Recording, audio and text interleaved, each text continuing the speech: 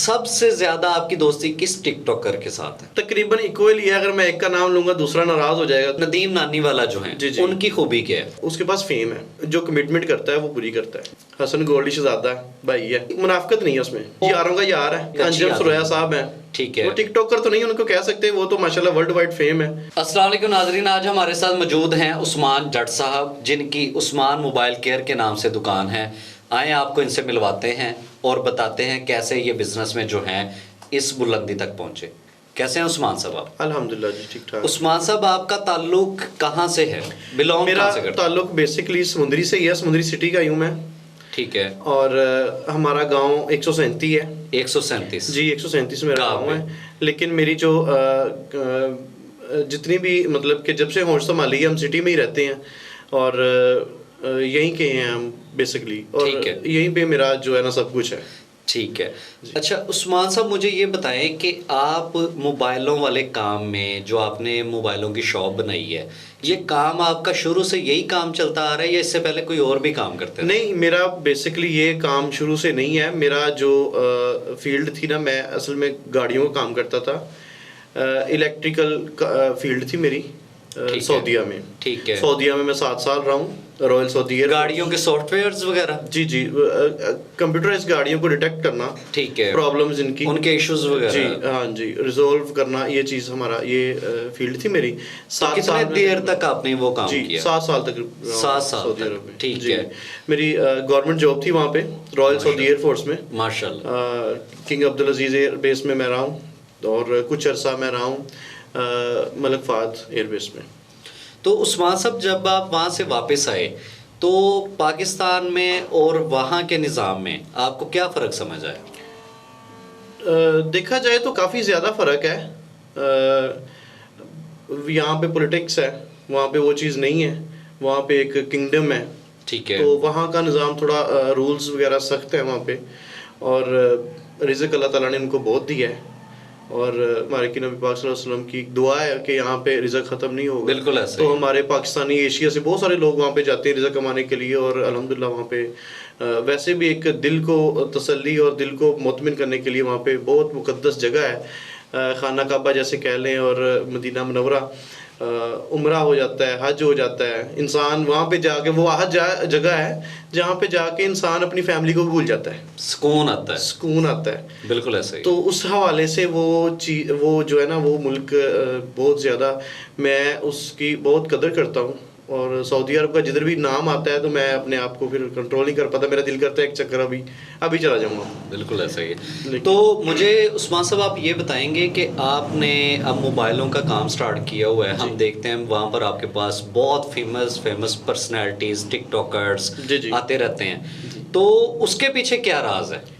اس کی مین وجہ یہ ہے، جیسے میں نے سعودیہ سے لیفٹ کیا، میرا کانٹریکٹ وہاں پہ ختم ہوا. میں بجائے پاکستان آنے کے، میں ایک چکر میرا دبئی کا لگا، وزٹ پہ گیا تھا میں. میری وہاں پہ کچھ دوستوں سے دوستی ہو گئی. کچھ میرے دوست بن گئے جو موبائل کی فیلڈ میں تھے، وہ بھی سٹارٹنگ میں تھے، وہ بھی نئے آئے تھے، پاکستان سے نئے گئے تھے. تو ہم نے کچھ اس طرح سے بزنس کے حوالے سے بھی اپنی فرینڈ شپ کو آگے بڑھاتے ہوئے بزنس سٹارٹ کیا موبائلوں کا. ٹھیک ہے. تو ان کو کچھ عرصہ ہو گیا تھا وہاں پہ، میں نیا تھا. ہم نے سٹارٹ کیا سلیمان موبائل شاپ دبئی میں. جی ایک بھائی تھے ہمارے، میرے استاد ہیں وہ موبائلوں کی فیلڈ میں. میرے بھائی ہیں، میرے دوست ہیں، وہ سلیمان جی، جن کے نام سے دکان بھی بنائی. جی وہ بیسکلی پاکستانی ہیں. ٹھیک ہے. جیلم سے ان کا تعلق ہے. پھر ہم نے مل کے وہاں پہ سلیمان موبائل بنائی.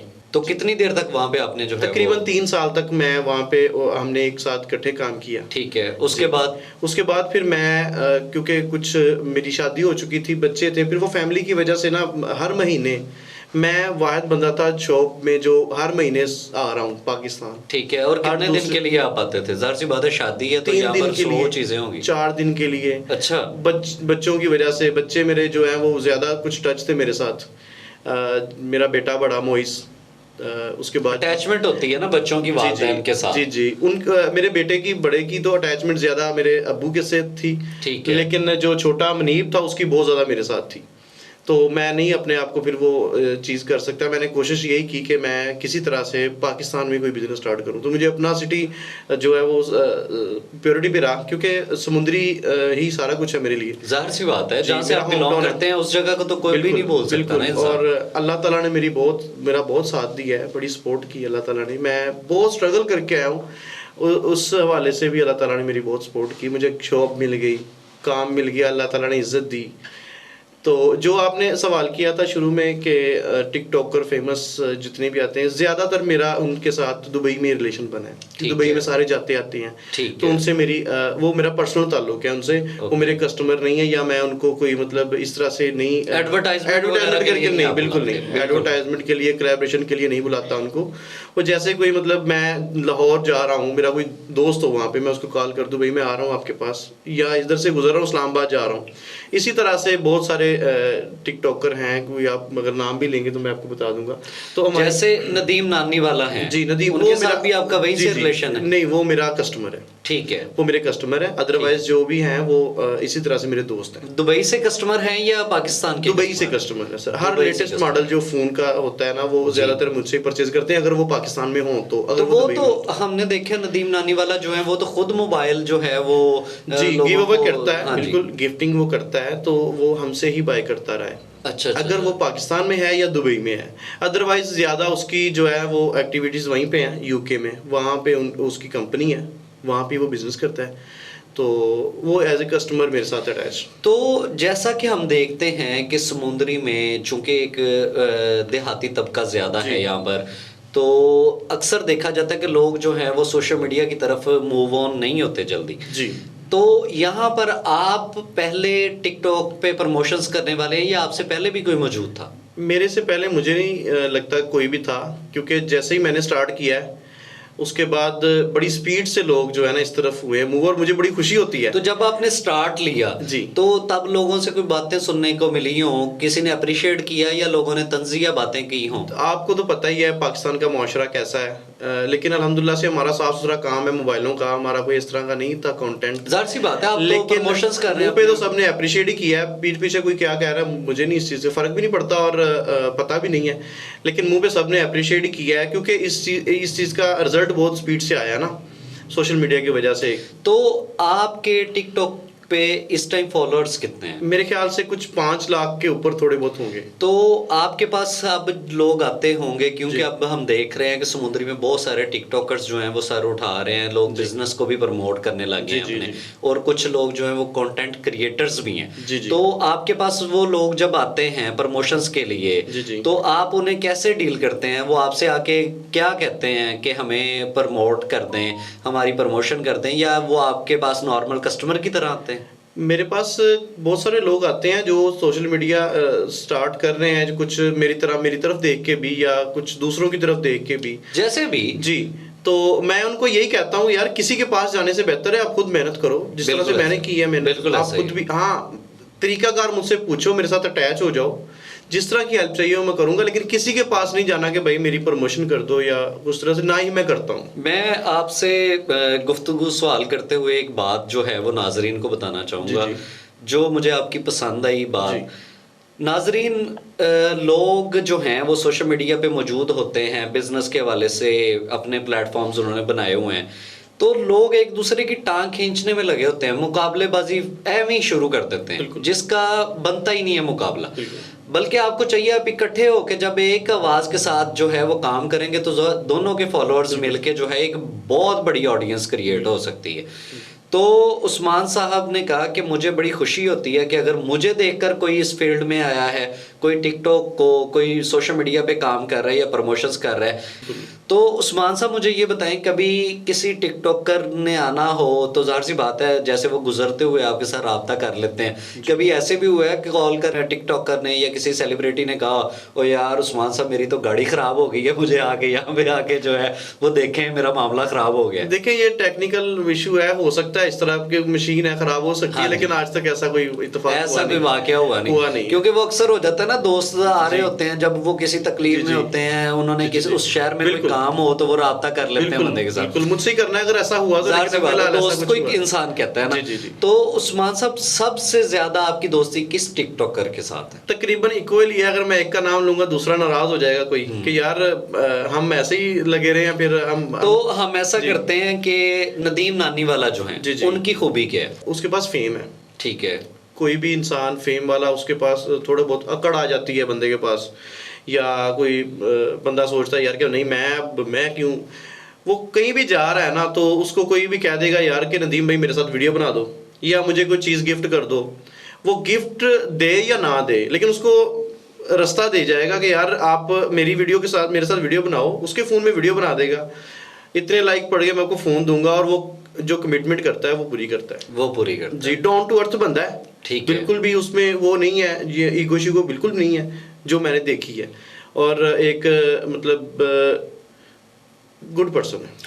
हसन गोल्डी शहजादा भाई है। खूबी क्या है उनकी? खूबी मुनाफिकत नहीं है उसमें। ठीक है जी। तो यारों का यार है, मुनाफिकत नहीं है बिल्कुल भी उसमें। तो इसी तरीके से और भी कई टिकटॉकर्स हैं जी। कोई टिकटॉकर ऐसा जिसकी आपको कोई खूबी बड़ी अदा पसंद हो? होता है ना हर किसी में कोई ना कोई एक अच्छी अंजुम सुरैया साहब हैं। ठीक है। वो टिकटॉकर तो नहीं उनको कह सकते, वो तो माशाल्लाह वर्ल्ड वाइड फेम है, फेमस है। पंजाबी उनकी जो है वो मुझे बहुत अच्छी लगती है कि मतलब अपने पंजाब को प्रमोट, पंजाबी कल्चर को प्रमोट कर रहे हैं। समुद्री से जो लोग उठते हैं ना, कोई टिकटॉक बनाता है या कोई बिजनेस के हवाले से, अदरवाइज कोई भी किसी किस्म के कंटेंट की मैं कोई सपोर्ट नहीं करता।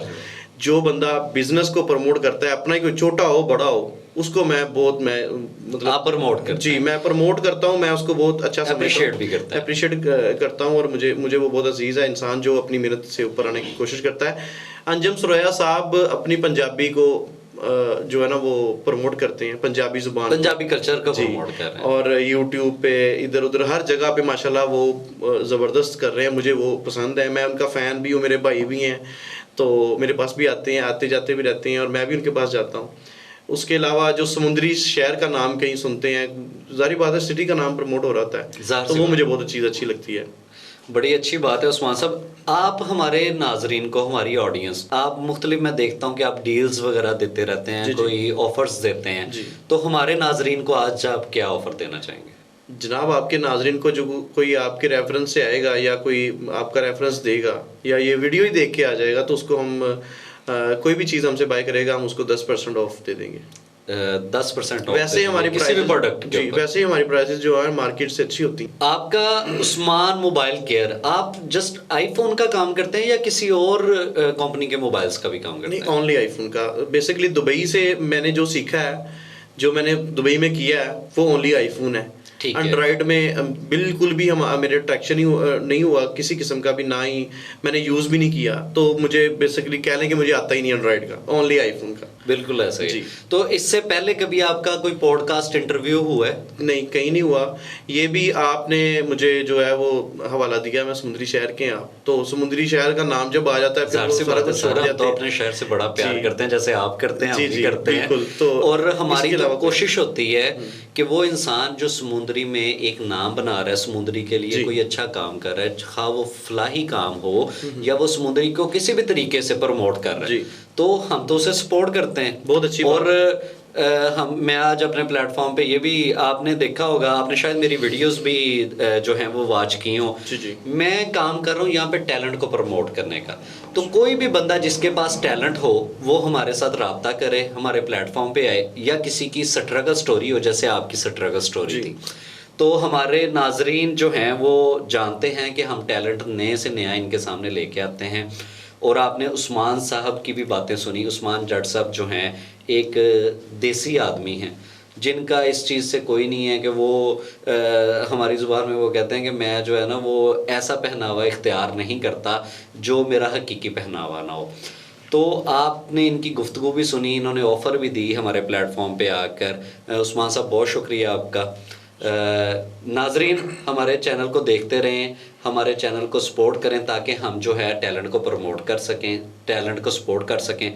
आपकी सपोर्ट सिर्फ इतनी चाहिए होती है, एक लाइक, एक कमेंट। अगर आवाज़ अच्छी लगे तो आप उस पर कमेंट करते हैं अच्छा, अगर आपको नहीं अच्छी लगती तो आप बेशक उसमें राय दे सकते हैं कि इनकी आवाज़ में ये बेहतरी आनी चाहिए। تو فنکار کے لیے سب سے بڑی چیز داد ہوتی ہے. ہمارے چینل کو سبسکرائب کریں، لائک کریں اور شیئر کریں. Thank you. اللہ حافظ.